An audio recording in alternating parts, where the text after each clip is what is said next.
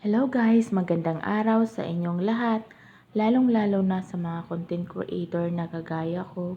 Sana more followers, more viewers sa atin sa araw-araw. Nakatikim na ba kayo ng crispy tofu na may corn tuna guys? Or nakaluto na ba kayo? Kung hindi pa, please panoorin niyo yung video ko hanggang sa dulo. Dahil alam ko, kapag mapanood nyo ito at lulutuin nyo to, hindi kayo magsisisi guys dahil sobrang sarap talaga nito. Ngayon, umpisa natin sa paghiwa ng tofu. Ang paghiwa nito is pakyub o depende sa hiwa na gusto nyo at depende din sa laki na gusto nyo. Pero pag ganyan kasi na pagkahiwa tapos iprito mo, sobrang crispy ang ating tofu. Pwede rin tokwa ang ilagay nyo kung wala kayong mabiling tofu.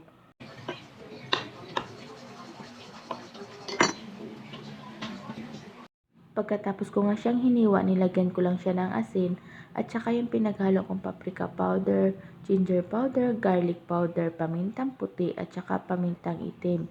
Pagkatapos hinalo-halo ko lang siyang mabuti hanggang sa malagyan lahat ng lasa ang tofu.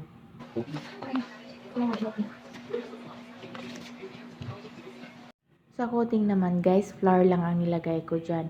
Bali 2 cups sa flour lang yan. Tapos gamit ng aking kamay, hinalo ko lang siya ng hinalo hanggang sa malagyan lahat ng coating ang ating tofu. Yeah, baby, Ayun guys, piprituhin na natin ang ating tofu. Dapat katamtaman lang ang init ng ating mantika.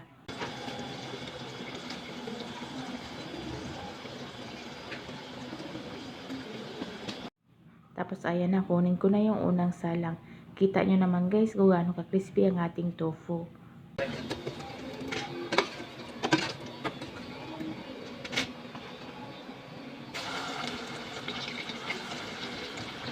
Habang pinipirito ko yung ibang tofu, igisa naman natin ngayong tuna. Una, nagtunaw lang ako ng butter, tapos sinunod ko yung sibuyas. Sibuyas na puti ang gamit ko dyan. Tapos hindi na rin ako naglagay ng bawang. Tapos ninix ko naman is yung corn tuna.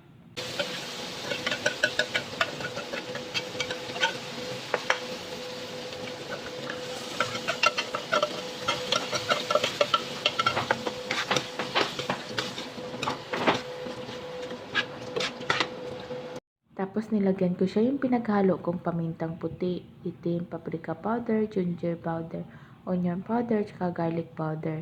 Tapos naglagay na rin ako ng sibuyas dahon. Hindi na pala ako naglagay ng asin guys dahil malasa na yung corn tuna. Tapos dun sa ating tofu may kunting lasa na rin.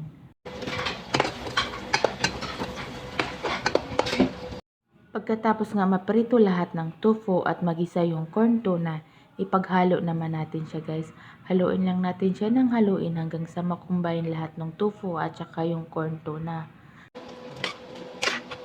Itong pagkain na to guys, pwede to sa mga taong nagda-diet dahil pwede siyang papakin.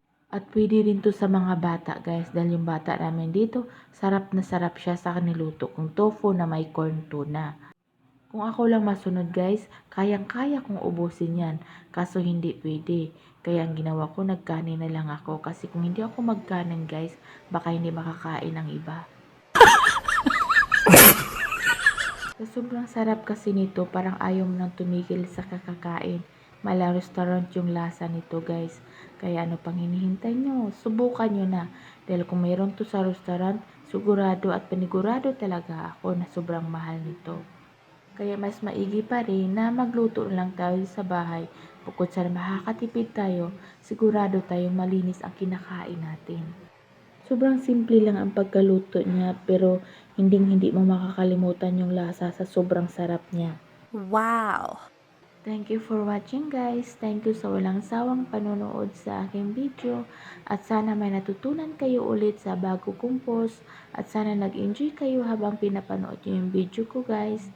Thank you and God bless sa ating lahat guys. Bye bye guys.